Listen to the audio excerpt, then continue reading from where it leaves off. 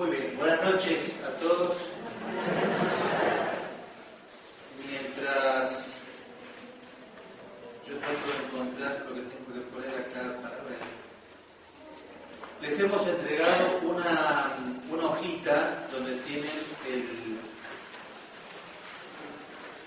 el itinerario de esta charla.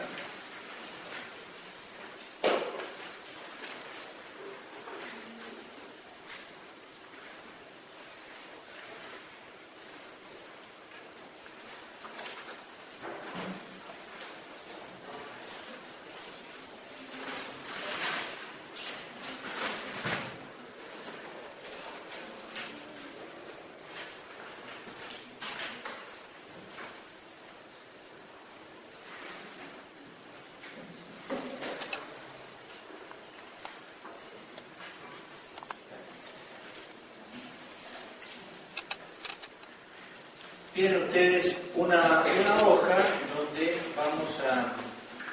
nos va a servir de guía para nuestra exposición. Quisiera comenzar leyendo un texto bíblico que no está citado allí.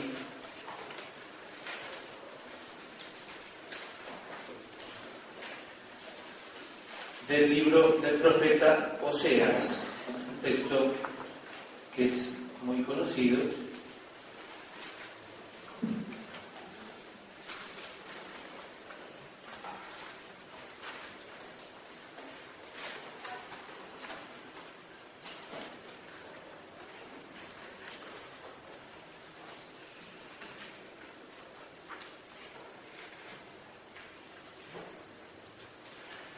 Como el tema que vamos a abordar nosotros es el tema de la historia de la espiritualidad, es importante que recordemos y tengamos muy presente un tema muy querido de la espiritualidad en general, que es el tema de la memoria. El tema de la memoria abarca no solamente la espiritualidad, sino también la arqueología, ¿no? Y la experiencia personal está tan unida.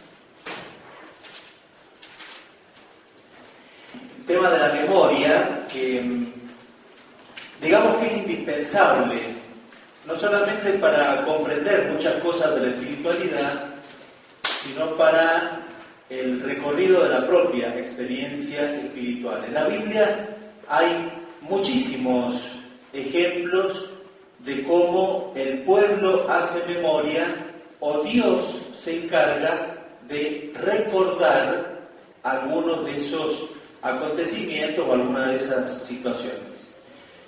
El capítulo 11 del profeta Oseas nos muestra justamente esta memoria que Dios le va a hacer presente a su pueblo Israel, que es una imagen no solamente de un pueblo determinado, sino que en una lectura espiritual y sapiencial que hacemos de la Biblia también nos toca a nosotros como pueblo de la nueva alianza y a cada uno, a cada individuo como miembro de la iglesia, hijo de Dios.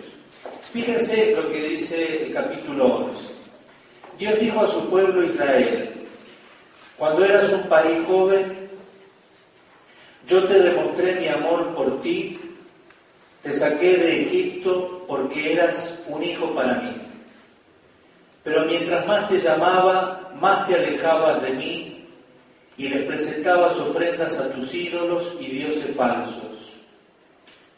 Israel, por el gran amor que te tengo, te llevé de la mano como a un niño. Te enseñé a caminar, te di de comer y te ayudé en tus problemas. pero no te diste cuenta de todos estos cuidados. No quisiste volver a mí, no quisiste dejar tu mala conducta, por eso te castigué y volverás a ser esclavo en Egipto. Por eso Asiria te dominará. Habrá guerras en tus ciudades, tus enemigos matarán a toda tu gente y echarán a perder tus planes.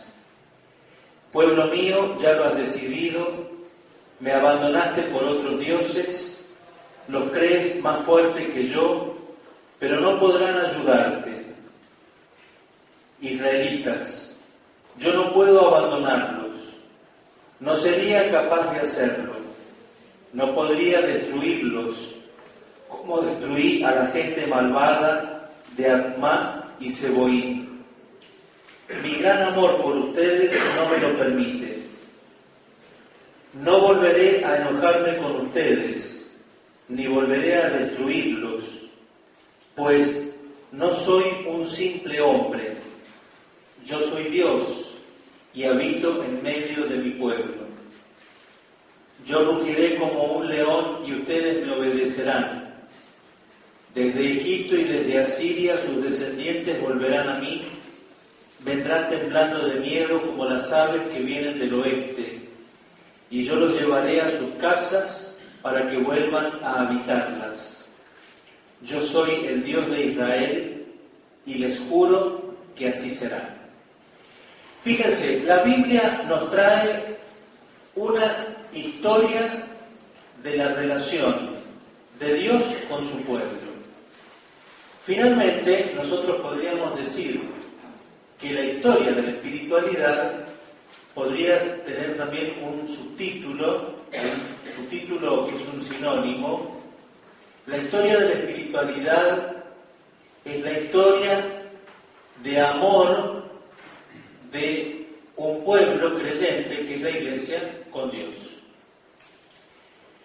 Cuando uno ve un título como este para una conferencia, Historia de la Espiritualidad, evidentemente es lo que llamamos un título oceánico, porque ustedes piensen que esto abarca 2000 años de historia. Pretender presentarlo en una hora, un poco menos de una hora, puede ser una inmensa pretensión. Si bien es cierto que nos dicen los místicos que hay que tener grandes deseos, que Dios los colma, aunque yo tuviera un enorme deseo de presentarles exhaustivamente la historia de la espiritualidad, en una hora no podría ser. Entonces, ¿qué es lo que voy a hacer? Ustedes tienen una ficha en su mano que dice Historia de la Espiritualidad, que marca más o menos 6 épocas o 6 etapas en las que coinciden la mayoría de los manuales y de los artículos que hay sobre el tema de historia de la espiritualidad. Entonces, vamos a proceder así. Yo voy a describir brevemente, más o menos, cada etapa, y luego, sí, me voy a detener en algunos temas que son constantes. Podríamos decir que atraviesan, son contenidos o temas transversales para que ustedes puedan leer la historia de la espiritualidad. Luego el Padre Marcelo les va a dar una indicación para un material bibliográfico al que van a poder tener acceso ustedes. Entonces van a poder tener una clave de lectura. Si no, podríamos pasarnos un montón de días hablando de historia de la espiritualidad y quizás nos quedaríamos con pocos datos, porque la historia, en realidad, así como simple mención de acontecimientos, corre siempre el riesgo de ser un poco aburrida, ¿no? Entonces, describo las etapas y luego los temas transversales. ¿De acuerdo? ¿Me siguen? ¿Bien? Muy bien. Fíjense, tenemos aquí época post-apostólica, que va a abarcar los siglos 2 y 3, época patrística, siglos más o menos, 4 al 7, la época medieval, del 8 al 13, la época de la Reforma, 14 al 17, aquí el siglo más importante, podríamos decir, para nosotros es el siglo XVI, es el siglo de oro de la espiritualidad y de la mística españolas, para nosotros muy importantes, ya vamos a ver los personajes en cuestión, la época moderna, siglo XVIII y XIX, y luego algunas puntualizaciones sobre el concilio y el posconcilio. Fíjense lo que dice uno de los grandes autores espirituales del siglo XX, que ha fallecido hace un año, el padre André Luf, un monje cisterciense que fue muchos años abad de su monasterio y, habiendo terminado su gobierno en la abadía de Mont-des-Cats, finalmente se retiró y vivió como ermitaño. Los últimos 11 o 12 años de su vida vivió como ermitaño. Se dice que es uno de los grandes sistematizadores de la espiritualidad cristiana. Por eso, en esta charla y en la próxima, yo voy a echar mano a muchas cosas del padre Luf porque es verdaderamente muy claro. Fíjense, ciertamente cada época recibe los santos que tienen una palabra bien precisa que decir a la Iglesia. Las formas exteriores de la santidad evolucionan necesariamente para traducirse en cada cultura en un signo perceptible. No obstante, en la medida en que la santidad se alimenta en el meollo del Evangelio, está llamada a fructificar en todos los tiempos. Lleva un mensaje que cada época debe descifrar para sanear el mal que le es peculiar y para discernir los carismas que le son propios. Entonces, una historia de la espiritualidad podríamos decir que es también una historia de la santidad y de las distintas comprensiones que en el transcurso del tiempo ha tenido la santidad como gran tema de la espiritualidad cristiana. También podríamos decir que la historia de la espiritualidad es la historia de las formas que ha adquirido o que ha tomado el discipulado cristiano. Los cristianos desde el principio comenzaron a preguntarse ¿cómo lo seguimos a Jesús? ¿Cómo nos planteamos una identificación con Él? ¿Cómo lo imitamos? Entonces, esas dos palabras, imitación y seguimiento de Jesús, han ido constituyendo en el transcurso del tiempo distintas formas de vida cristiana. Entonces, hay unas líneas que se mantienen. El deseo de vivir el Evangelio, el deseo de la santidad, el deseo de interpretar la palabra de Dios, y en cada época eso ha tenido unas coordenadas precisas, unas coordenadas particulares. Veamos entonces, en primer lugar, los siglos 2 y 3. Lo que se llama la época posapostólica, o genéricamente hablamos de la iglesia primitiva, aunque también para hablar de iglesia primitiva tendríamos que remitirnos al siglo I, ¿no? Inmediatamente después de la ascensión de Jesús comienza una etapa de los discípulos, de los apóstoles.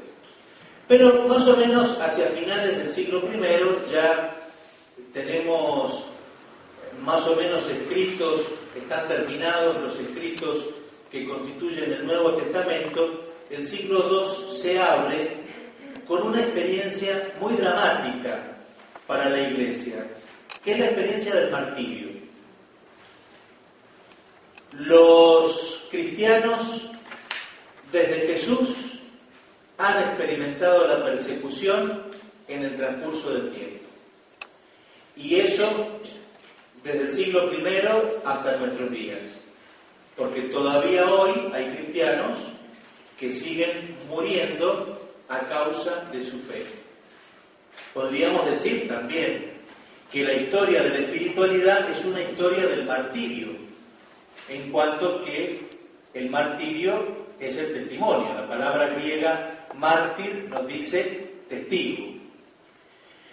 Entonces, en esta primera etapa, siglo II, principios del siglo III, cuando la Iglesia se hace oficial, por llamarla de alguna manera, aunque hay muchos que discuten cuál es el verdadero sentido del edicto de Milán, cuando Constantino le reconoce a la Iglesia una cierta oficialidad, la Iglesia sale de las catacumbas, podríamos decir, y se instala en la vida pública con algunas dificultades menores.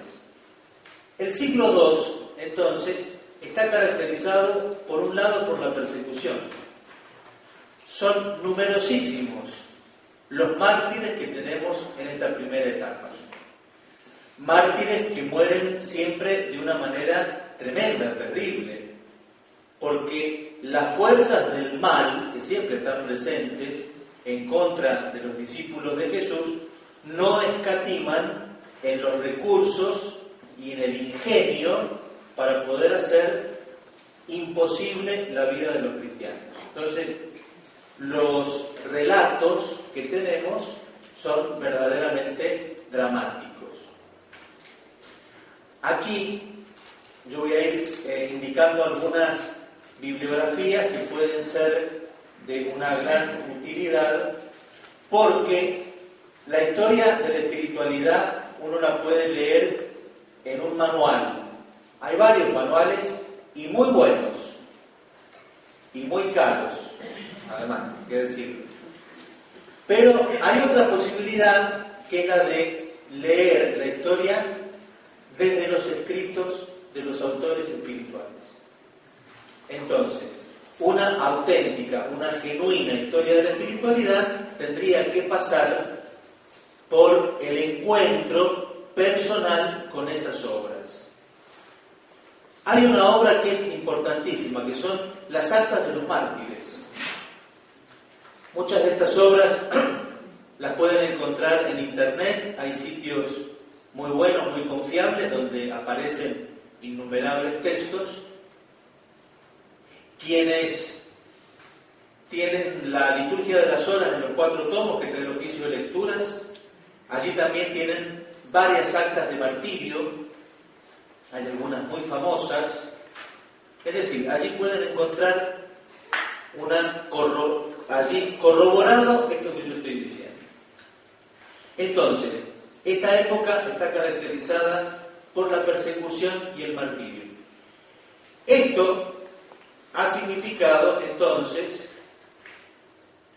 que ser cristiano implicaba una enorme decisión y una enorme libertad, porque ustedes se imaginan un hombre, una mujer o un niño sometidos a presión para vivir su fe, no obstante deciden proseguir en sus convicciones, deciden ser cristianos, aunque les prometan la muerte a causa de ellos. Son numerosísimas las imágenes que tenemos del martirio. Hay mártires muy jóvenes, como Inés, Cecilia, Anastasia, ¿no? Nombramos en el canon romano, en el canon primero, la Plegaria Eucarística 1, mártires de la Eucaristía, como San Tarcisio, por ejemplo, mártires adultos, grupos de mártires, ¿no? Los famosos mártires de Sabaste, aquellos mártires que mueren por celebrar el domingo. Los encontraron celebrando la Eucaristía y ellos tuvieron una respuesta que hoy suena extraña, al menos. No podemos vivir sin el domingo, decían. Esa fue la respuesta que le dieron a quienes los martirizaron. Sin el domingo no podemos.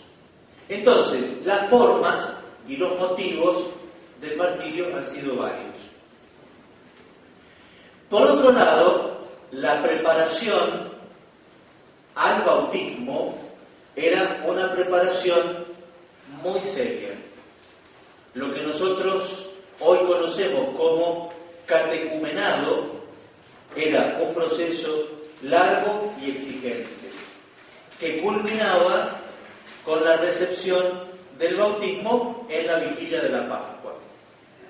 Los cristianos entonces se tomaban muy en serio su condición de elegidos, porque entendían que efectivamente la fe no era un trámite, ni llegar a ser cristianos era una opción sin más, entre muchas, sino que se preparaban con una gran responsabilidad a ello.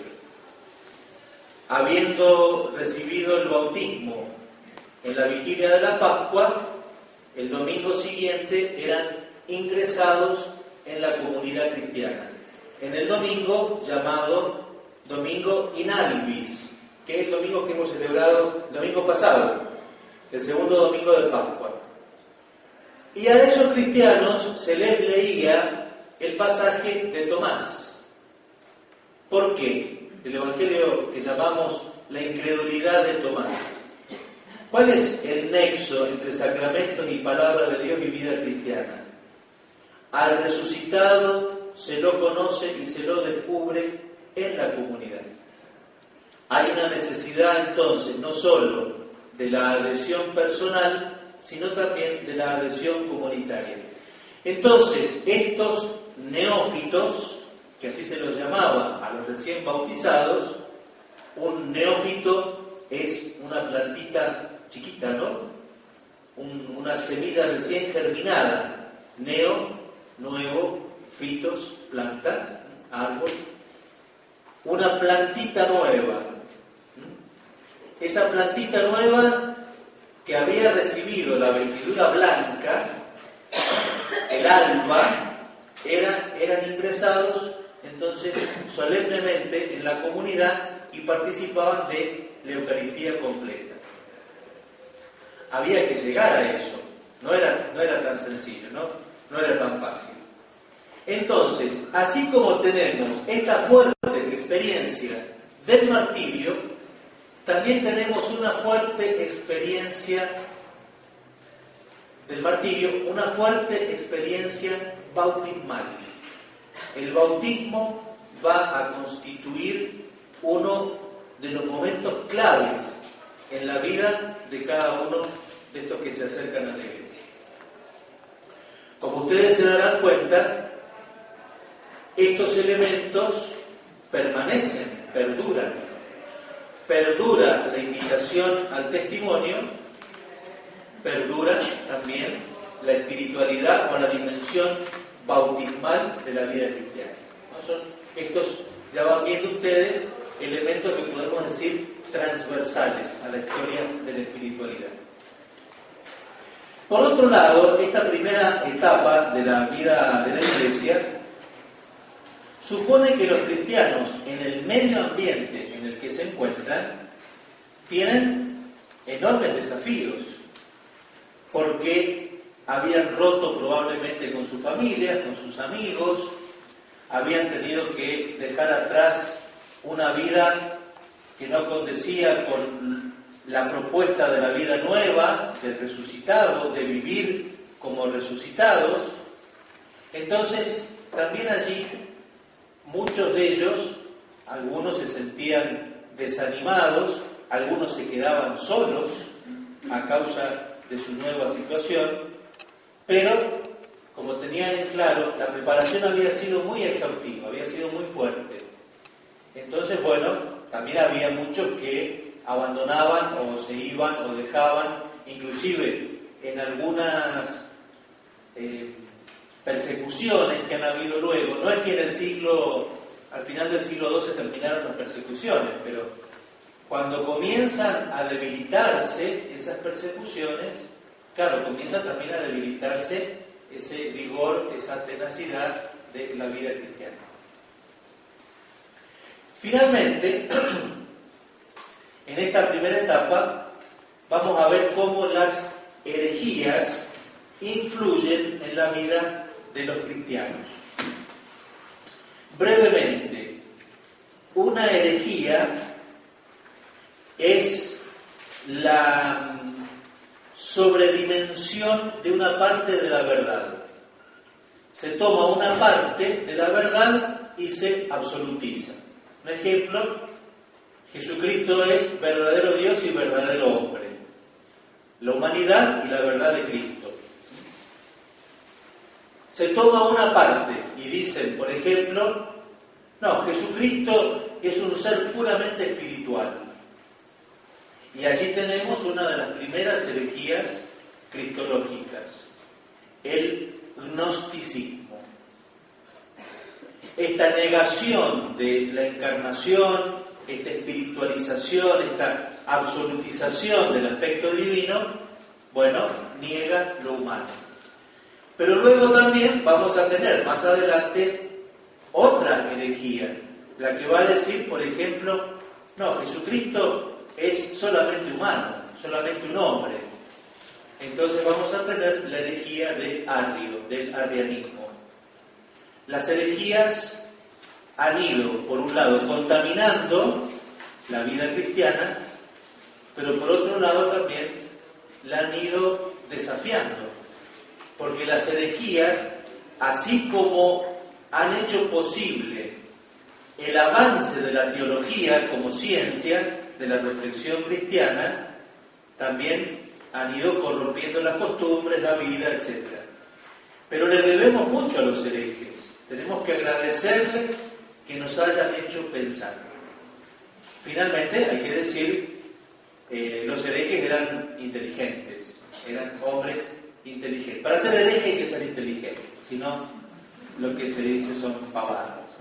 Pero bueno, apartarse de la ortodoxia de la Iglesia también ha sido una constante en la historia de muchos hombres, lamentablemente de hombres muy inteligentes, porque ustedes saben que la inteligencia va a estar amenazada siempre por un pecado capital, que es el de la soberbia. Entonces, cuanto más inteligente se es, mayores riesgos hay de caerse, ¿no?, por el abismo.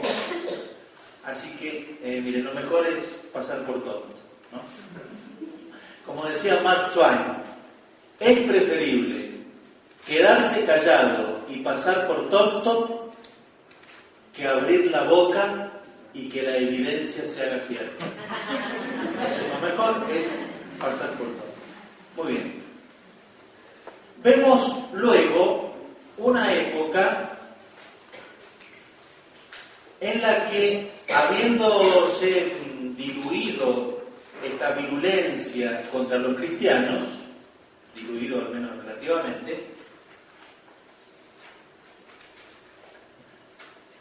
al no haber tantas persecuciones, o al no haber persecuciones así, con esa crueldad, los cristianos tienen que reinterpretar su discipulado.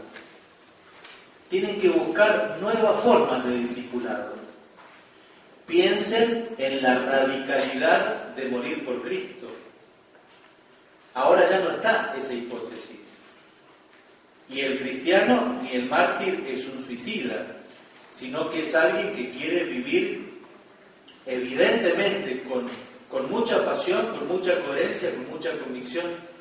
Es entonces cuando surge lo que algunos van a denominar una nueva forma de martirio, que es el monacato. El monacato surge como una fuga del mundo. De hecho, hay un término técnico en la historia de la espiritualidad que es la fuga mundi. También hay que decir que esta ha sido una amenaza constante de la vida cristiana. Fugarse del mundo, abstraerse del mundo, Y en esto hay que tener una gran cautela, porque una vida hoy, una vida espiritual intensa, no puede estar desvinculada del mundo. Ya vamos a ver al final, el concilio nos ha recordado esto. Estos cristianos, en búsqueda entonces de una vida más auténtica, de una vida penitencial inclusive, muy fuerte, van a comenzar muchos de ellos a retirarse al desierto. Y es por eso que en la zona de Egipto van a surgir estas primeras colonias, primero de ermitaños. Se dice que San Antonio Abad, que es el padre del monacato, el padre del eremitismo, también en la zona de Siria, en la zona de Palestina. La vida eremítica, es decir, de hombres o de mujeres que viven en completa soledad, en oración y penitencia, en contacto con la palabra, en mendicidad y en formas que nos resultan a nosotros muy cercanas a la locura, ¿no? Porque, por ejemplo, algunos de ellos, famosos, los estilitas, se subían arriba de una columna y allí vivían 20, 30 años, una especie de púlpito, ¿no? Hacían como una torrecita arriba y desde allí predicaba y la gente les llevaba comida, pero vivían arriba de esa columna, ¿no? Famoso Simón o Simeón el estilita.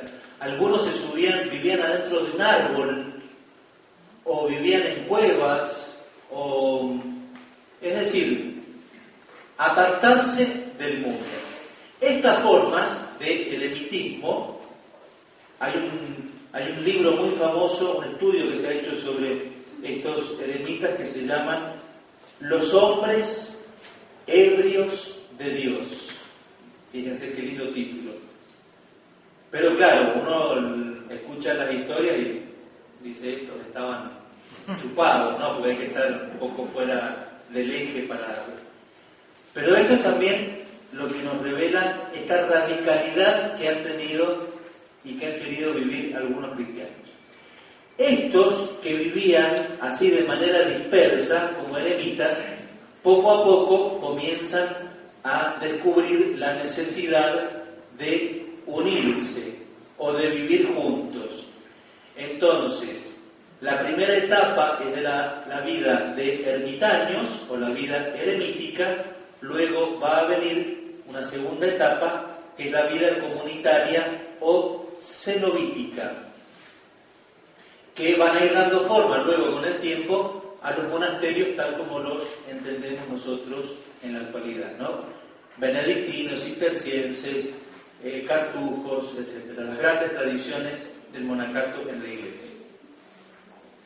Entonces, primero ermitas, luego cenobio, o también llamadas lauras.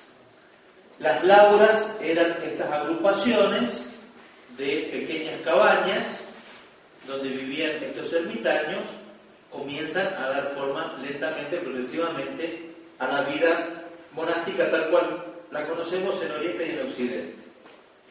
Es aquí cuando surgen las reglas monásticas, que también son una cantera de sabiduría, porque ustedes se imaginan, estos grupos de hombres y de mujeres, no era fácil de ordenar y de conducir esta vida. Entonces, poco a poco van surgiendo reglas monásticas. Son muchas, muy famosas, pero también van a surgir los famosos dichos de los padres del desierto o apotegmas, que todavía hoy siguen teniendo vigencia. Son muchas las recopilaciones que se han hecho, son muchas las ediciones, hay muchas en castellano, muchas impresas en papel, muchas también que se pueden encontrar en Internet. Entonces, dichos de los padres o apotegmas de los padres. También algunas reglas monásticas, como la regla de Pacomio, que va a ser una de las más famosas de esta etapa del monacato.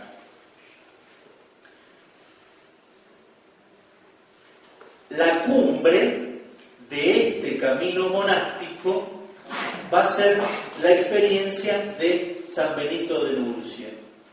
Porque San Benito, en realidad, no es que haya inventado absolutamente todo lo de la vida monástica. Ya hay una tradición, ya hay un camino, y hay un famoso escrito que se llama La Regla del Maestro, que es probablemente la gran inspiradora de muchas de las cosas que están puestas hoy, que las tenemos hasta hoy en la regla de San Benito. La regla también se puede encontrar en castellano en Internet, la pueden leer.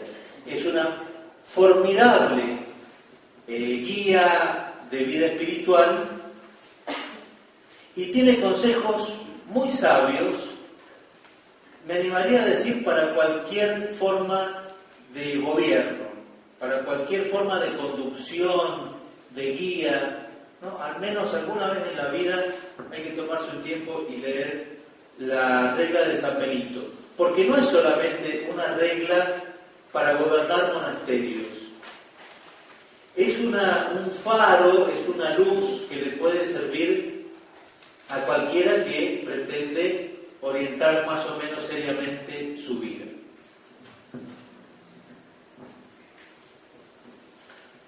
Fíjense una opinión de uno de los grandes teólogos del siglo XX, el padre von Balthasar: solo el que personalmente esté en el ámbito de lo santo puede entender e interpretar la palabra de Dios. Toda la teología de la Iglesia vive de aquella época que va desde los apóstoles a la Edad Media, en que los grandes teólogos eran también santos. Esto corresponde a una idea de von Balthasar, que la ha repetido en varias ocasiones, las relaciones que existen entre teología y santidad, que podríamos decir la historia de la espiritualidad es también la historia de las relaciones que ha habido entre teología y santidad.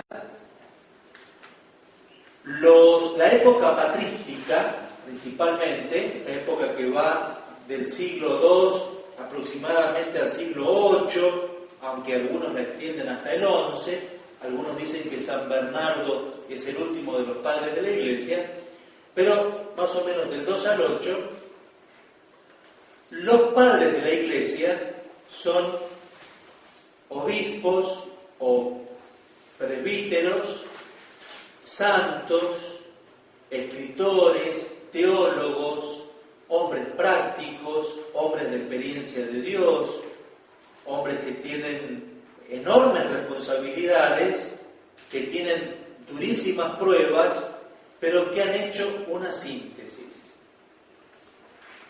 Los historiadores nos van a decir que luego, en la época medieval y más tarde, en la época de la Ilustración, es cuando se fragmentan los saberes, ¿no? Cuando comienzan a independizarse poco a poco los saberes, entonces en esa atomización también se pierde mucho de lo unitivo, de lo que se ha sintetizado.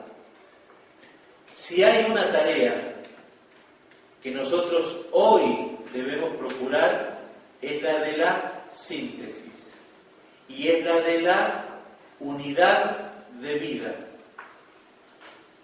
unidad de nuestra vida, la unificación de nuestra vida.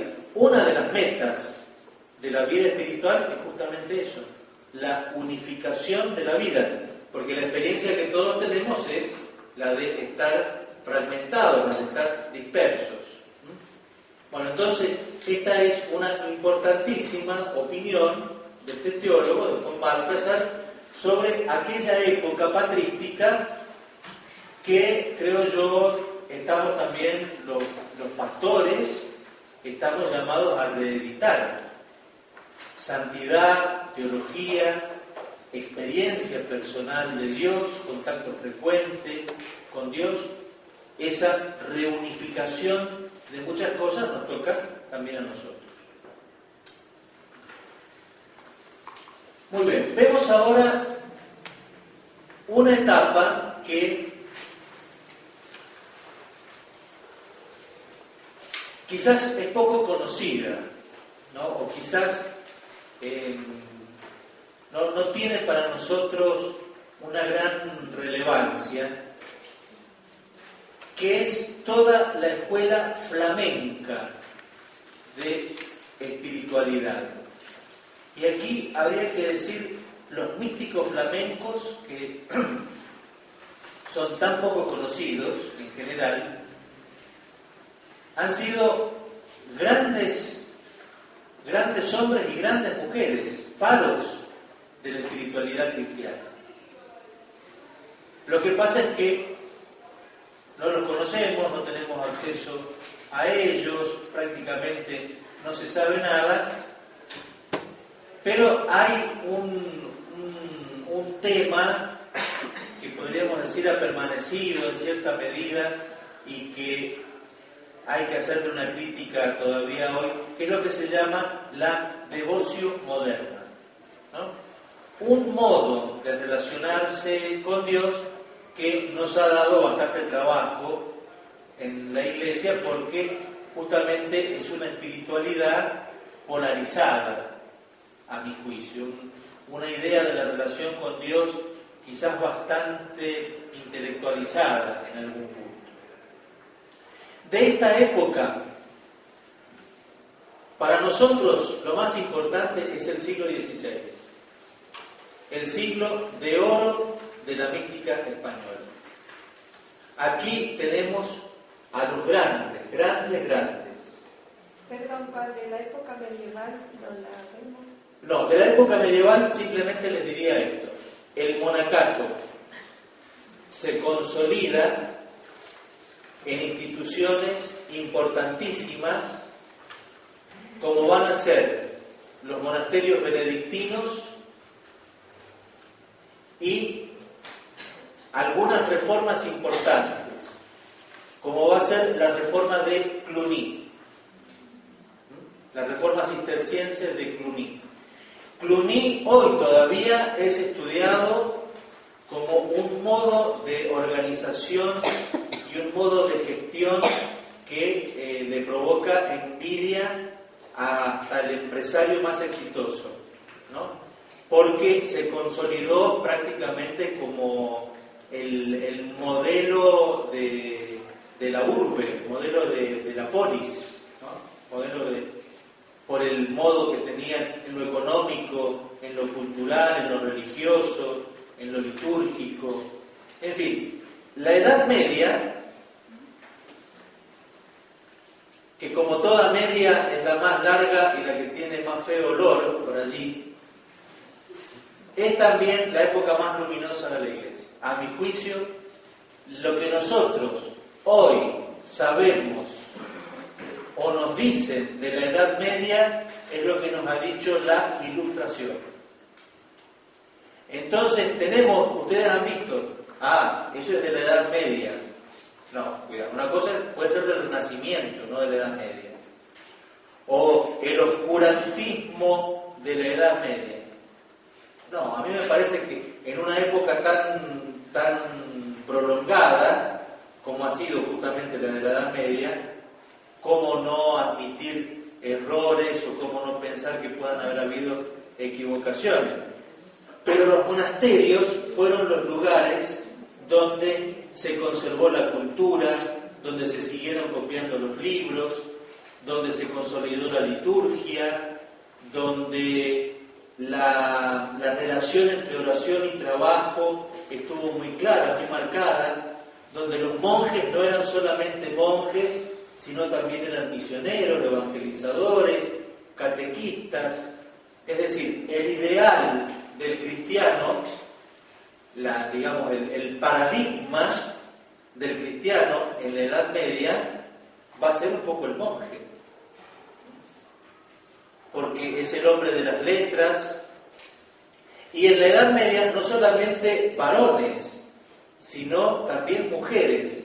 Hay una mujer que está siendo como redescubierta en el último tiempo, que es Hildegarda de Bingen, una mujer que sabía de todo, ¿no? No sé si hay algunos acá del Pablo VI que la hayan conocido, se la hayan mencionado, o alguno de historia que la haya conocido, se la hayan mencionado. Hildegarda de Bingen, miren, era una mujer que enseñaba desde hacer galletitas, son famosas las galletitas de Santa Hildegarda, sabía de música, de medicina, de astronomía, y además era una mística. Entonces los estudios hildegarianos hoy poco a poco están cobrando auge, están cobrando ímpetu, porque la idea que hay es que los monjes o los grandes abades eran hombres solamente. Y tenemos toda una historia y todo un tema del monacato femenino con una enorme habilidad de gobierno, de gestión, de cultura. Bueno, para muchas mujeres, piensen la posibilidad que tenían en la Edad Media de aprender a leer y escribir era entrar en un monasterio. No tenían prácticamente otras posibilidades. Entonces la mujer, el ideal cortesano de mujer, el ideal, lo de las leyendas medievales, ¿no? La mujer estaba destinada a darle hijos al hombre para la descendencia, prácticamente y criarlos, ¿no? Una visión muy desnaturalizada de la mujer en algunos ámbitos.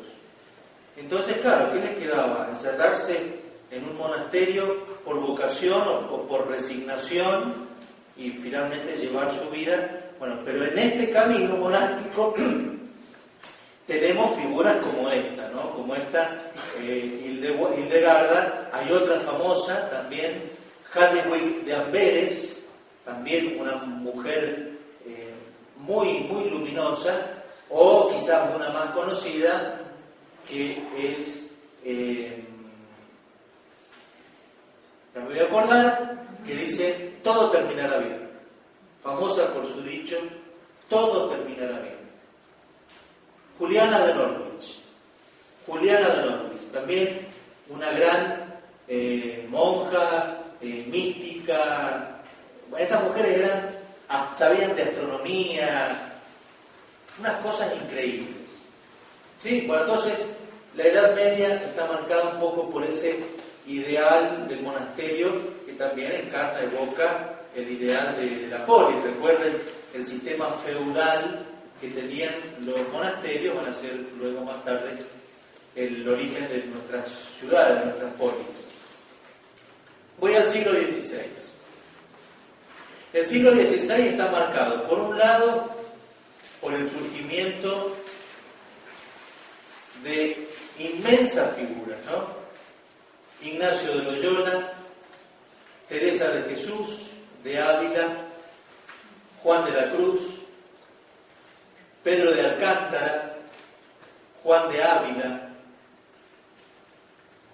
Pedro Fabro, figuras, Francisco Javier, figuras impresionantes. Lo que el siglo XVI es para nosotros es inagotable. Por un lado. Y por otro lado, ustedes recuerden también que el siglo XVI es el siglo de la Reforma, el siglo de los enfrentamientos con luteranos y sus seguidores, los seguidores de Lutero, o las distintas ramas en las que se dispersa, ¿no?, la Reforma. Entonces, una época de luchas muy fuertes, de enfrentamientos muy fuertes, y también una época, podríamos decir, en algún punto dramática, en cuanto que está siempre el temor o la sospecha de la herejía y las consecuentes sanciones que la Inquisición ponía en marcha. Entonces es una época sumamente, por otro lado, también conflictiva. Pero lo que a nosotros nos ha dejado es de un valor incalculable, porque hoy estas tradiciones tan fuertes como la ignaciana o la carmelita o la franciscana, porque hay muchos también escritores franciscanos de esta época del siglo XVI, para nosotros tienen un valor enorme, un valor incalculable. En el siglo XVI van a comenzar también a surgir otras espiritualidades cristianas, a raíz de la Reforma, como van a ser la espiritualidad de luteranos, de calvinistas, con algunas connotaciones particulares, ¿no? La interpretación de la Escritura, la relación con la Escritura, la relación con la jerarquía, la experiencia pentecostal, podríamos decir, la relación con el Espíritu Santo y también la relación con el dinero. No nos olvidemos que la Reforma le da al cristianismo algunos elementos que todavía permanecen. Bueno, si nosotros queremos entender el capitalismo de Estados Unidos, y tenemos que ir a las raíces religiosas que tienen. Son raíces finalmente calvinistas. Entonces, la repercusión que van a tener algunas de estas corrientes o de estas líneas de espiritualidad, la vemos todavía nosotros hoy en la actualidad.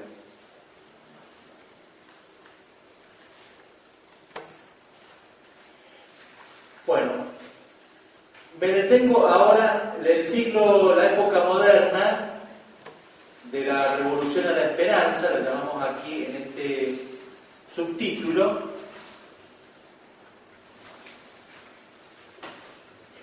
Me detendría en el siglo XIX, principalmente, que es un siglo donde aparecen herejías, así como hay herejías cristológicas o trinitarias, hay herejías espirituales, ¿no? Y el siglo XIX tiene una herejía, tiene la presencia de una herejía muy fuerte, que es la del jansenismo.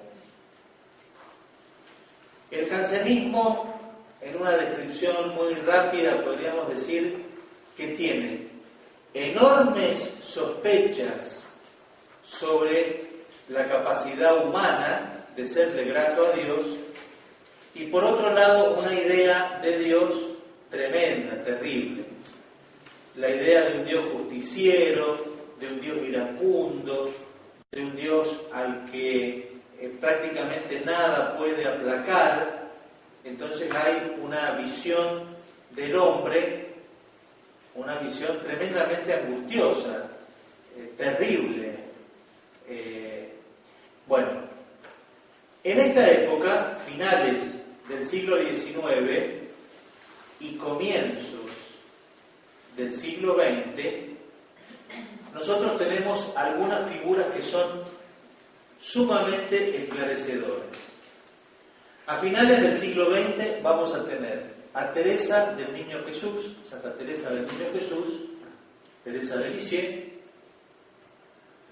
a Jacques de Foucauld y a Isabel de la Trinidad, entre otros tantos. Van a encarnar o van a evocar lo que podríamos llamar nosotros, con sus características particulares, una escuela francesa de espiritualidad, porque comparten más o menos todos, comparten más o menos el mismo ambiente, las mismas preocupaciones, y como que Teresa de Lisieux y Jacques de Foucauld tienen como una contrarrespuesta a este jansenismo virulento, que es el de la confianza. El tema de la confianza en Dios, el abandono en Dios, van a ser como una bocanada de aire fresco, de oxígeno, en medio de esa atmósfera oprimente. A tal punto, el jansenismo ya venía hacía rato, ¿no? Presente en la historia de la Iglesia, en la historia de la espiritualidad. La gente no comulgaba. A tal punto había llegado esa experiencia de la indignidad que no había nada que lo convenciera a ningún cristiano de que necesitaba la Eucaristía.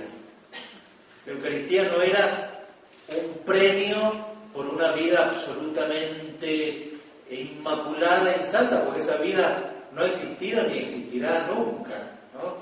La vida cristiana es una vida de combate, de lucha, de caídas, de debilidad, redimida ciertamente, pero el jansenismo, ustedes se imaginan, es un rigorismo absoluto, de un tenor, eso sí es oscurantista, el jansenismo es oscurantista.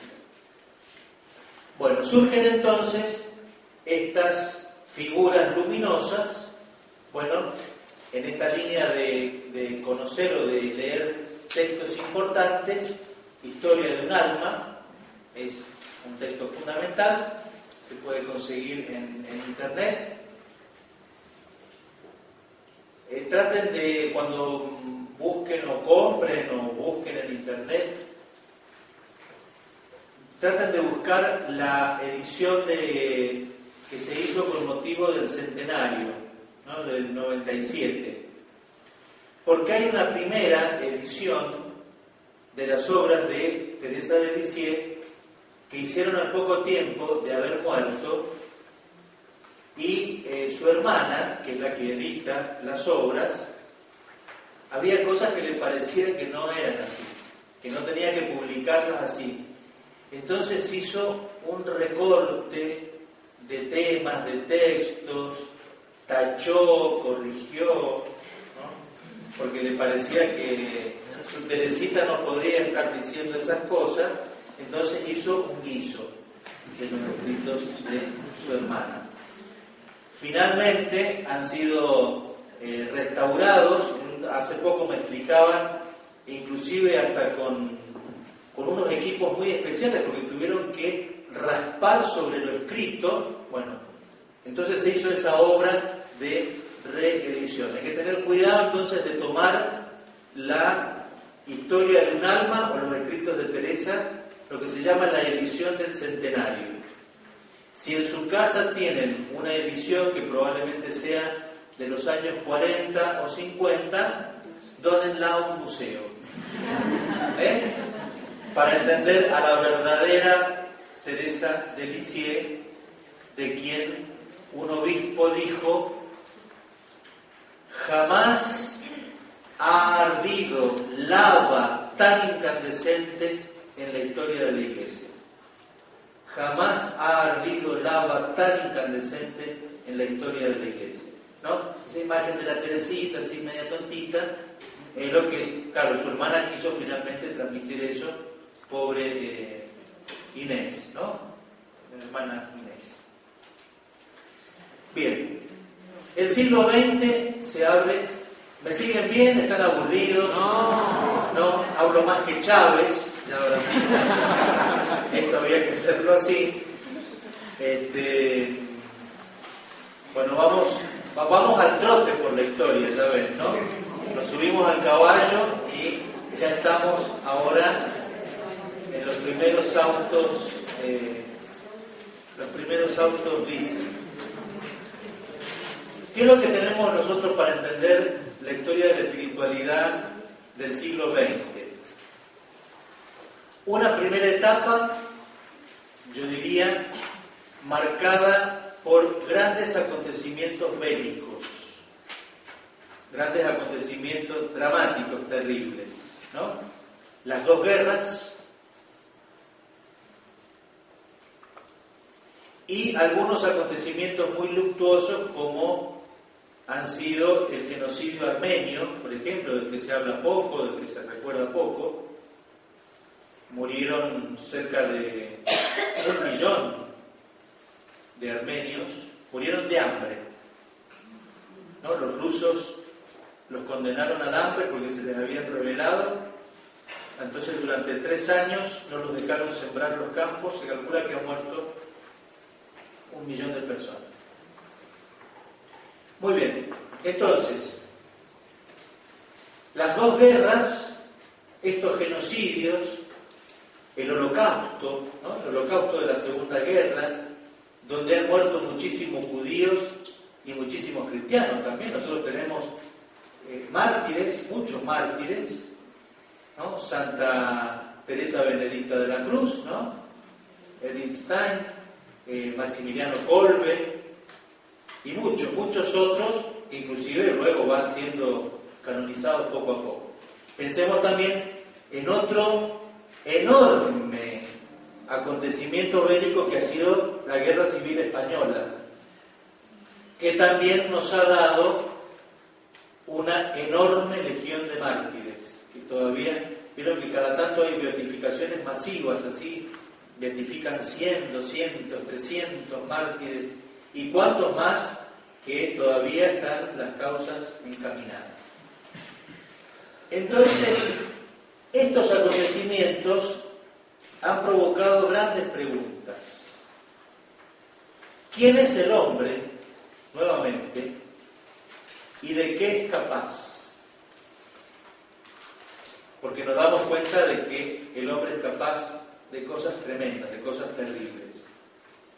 Entonces, la primera parte del siglo XX, por un lado, esta situación política, mundial, económica, sumamente compleja, luctuosa, y por otro lado, búsquedas eclesiales en el seno de la Iglesia Católica que van a desembocar en el Concilio Vaticano II. Pensemos los estudios bíblicos, el movimiento ecuménico, el movimiento litúrgico, el movimiento misionero, el movimiento catequístico.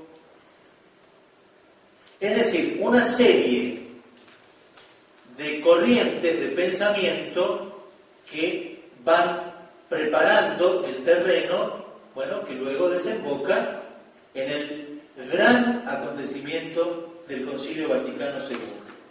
Por eso, una primera etapa, primera parte del siglo XX, con toda esa búsqueda y todos esos desafíos, el fenómeno de la inmigración, también pensemos en Argentina, llegan corrientes migratorias y traen también aquí sus bagajes culturales, religiosos, étnicos, todo eso forma parte también de la historia de la espiritualidad.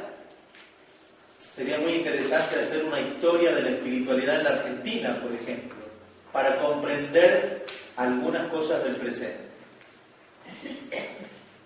Fíjense, lo que yo les decía de esta escuela francesa del finales del siglo XIX, principio del siglo XX, es la corriente que va a llegar, por ejemplo, al ambiente donde vive Santa Teresa de los Andes, ¿no? Nuestra santa vecina.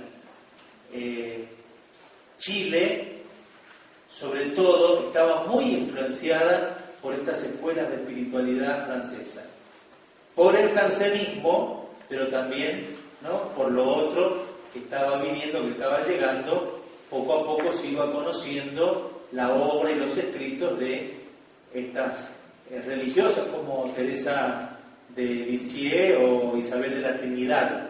La otra, creo yo, ojalá la veamos no solamente canonizada, sino también doctora de la Iglesia, porque es una de las mujeres que nos ha permitido entender mejor el misterio de Dios, ¿no?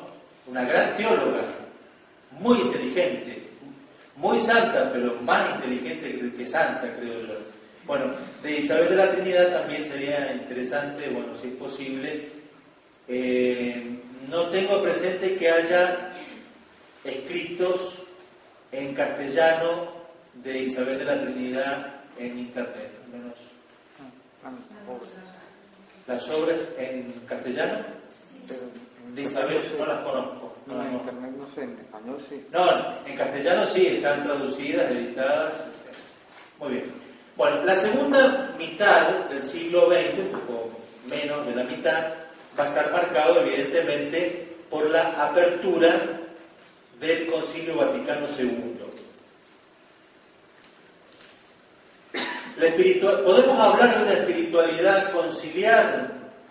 Creo yo que sí, que es legítimo. A mi juicio es legítimo hablar de una espiritualidad del posconcilio.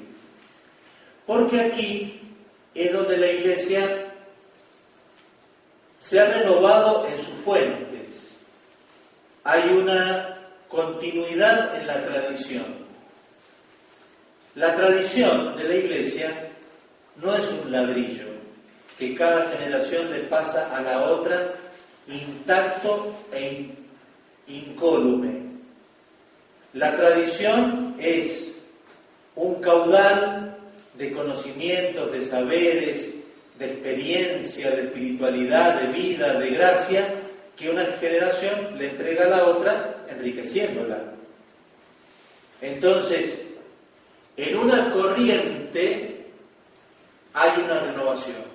No hay una ruptura, el concilio no plantea una ruptura absoluta con el pasado, pero tampoco se ancla definitivamente en el pasado. Por eso el problema de los tradicionalistas, no solamente lefebristas, sino muchos tradicionalistas, es que entienden que las cosas tienen que ser como hace 200 años. No han entendido lo que es la tradición, evidentemente. Y si fueran tradicionalistas,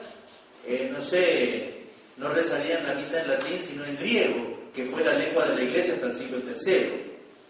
Entonces, cuando se entiende más lo que es la tradición, las cosas se desbarajustan.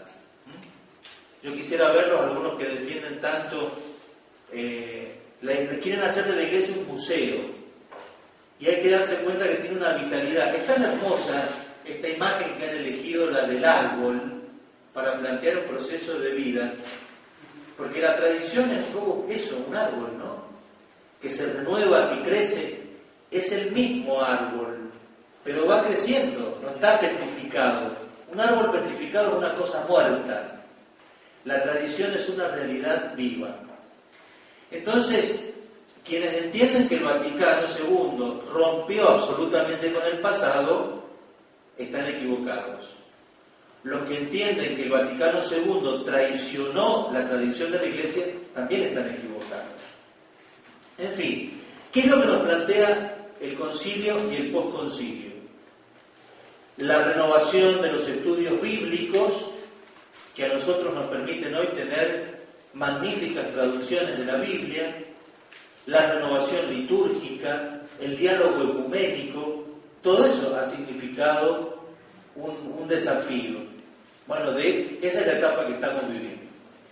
Como quedan poquitos minutos, voy a marcar 2 o 3 cosas que me parece que están presentes, las voy a retomar de todos modos en nuestro próximo tema, que son algunas líneas o temas generales de espiritualidad.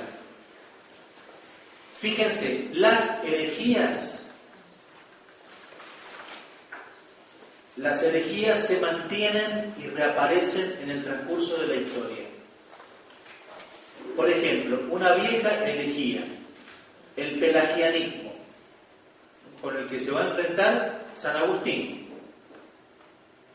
El pelagianismo es un voluntarismo que prescinde de la gracia, dicho así lisa y llanamente. Es como que todo se conquista a fuerza de voluntad, ¿no? La santidad se conquista a fuerza de voluntad. El pelagianismo asoma una y otra vez y cada tanto reaparece. Entonces alguien puede caer en la trampa de que se va a hacer santo agarrando el vaso con la mano izquierda en vez de con la derecha, porque con esta me cuesta más. O voy a tomar el café sin azúcar, porque entonces así yo sufro más y soy más agradable. Es un mamarracho eso de vida espiritual, ¿no? Entonces no me voy a apoyar acá en el respaldo de la silla, porque así miren, esa espiritualidad, además de ser una payasada, como la que estoy haciendo yo ahora, es una deformación, porque todo pelagianismo pone el acento en la voluntad humana y se olvida de Dios. Y eso ha estado presente una y otra vez en la historia de la espiritualidad. Entonces, pelagianismo. Jansenismo. No, esta desconfianza. No, yo no voy a comulgar porque no soy digno. No soy digno de recibir la Eucaristía. No, yo no voy a misa porque no soy digno. No, decir que no vas a misa porque te querés quedar echado como un chancho viendo televisión y comiendo una pizza. Pero no digas que es porque no sos digno. No sos digno de comulgar. No, yo no soy digno de tocar el cuerpo de nuestro Señor Jesucristo. No mienta. Diga que le han dicho algo con respecto a la comunión en la mano, pero no mienta. No se meta en el tema de la dignidad o indignidad de las cosas. Porque mire, yo tampoco soy digno de tomar el cuerpo, el pan y el vino y repetir las palabras de Jesús, si es por dignidad. Entonces hay una mala comprensión del lugar antropológico que el hombre tiene frente a Dios. Y en el tema de la dignidad, el abismo es enorme, pero el abismo ha sido salvado por la encarnación. Entonces, si el Verbo se ha hecho carne, pongámonos de fiesta, porque está entre nosotros. Todo lo humano ha sido salvado, todo lo humano ha sido redimido. Entonces, esa sospecha de que el hombre no puede llegar a Dios, bueno, el Señor ha querido que las cosas sean así. Si tenemos, tomen y coman, esto es mi cuerpo, tomen, beban, esto es mi sangre. Pelagianismo, jansenismo, gnosticismo, la materia es mala, el cuerpo es malo, es una abominación. No me toque porque me impurifica. Eso es una estupidez, ¿no? Por decirlo elegantemente. Si el Verbo se ha hecho carne, toda la materia ha sido asumida. Todo ha sido asumido y todo ha sido redimido. Apague la radio.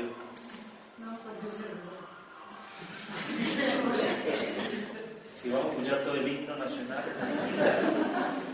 Entonces, el gnosticismo, la negación de la encarnación del Verbo, la espiritualización de las cosas, finalmente trae una percepción de la vida cristiana, ¿no? Un modo de entender la vida cristiana, la vida. ¿Qué es lo que nos ha dicho el concilio? Dialoguemos con el mundo, la iglesia está en el mundo, tenemos que salvarnos en medio de las realidades temporales, nadie se puede fugar del mundo.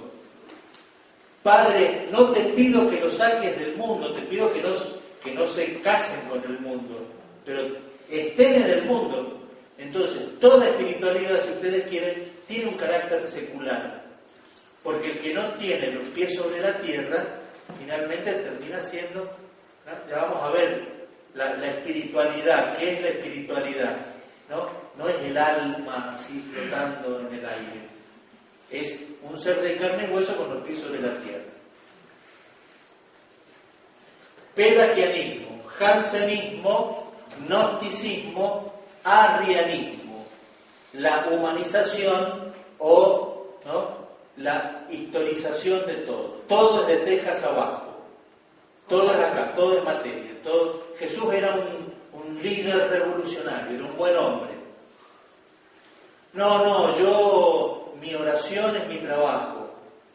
También hay una espiritualidad sumamente secularista, que prescinde de lo espiritual o prescinde de la trascendencia. Termino con esto.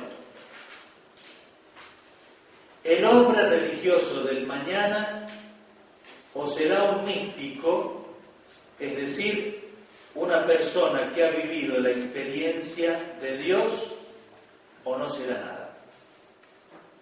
Magnífica expresión, fíjense, Karl Rahner, jesuita, en 1966 escribe esto. Ya tenían en el horizonte el tercer milenio. El hombre religioso del mañana somos nosotros.